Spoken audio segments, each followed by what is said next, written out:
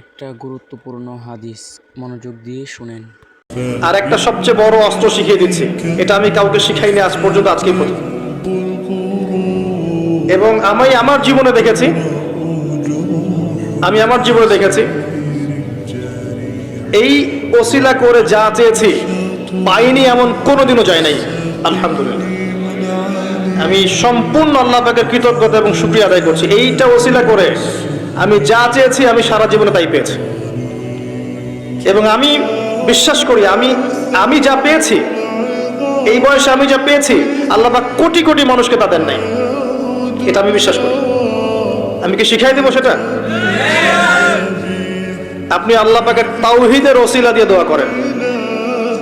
দোয়া করতে করতে আল্লাহকে বলেন, আল্লাহ তোমার তাওহীদের কালিমা লা ইলাহা ইল্লাল্লাহ এর ওসিলা করে তোমার কাছে আমি চাচ্ছি, আপনি পাবেন ইনশাআল্লাহ।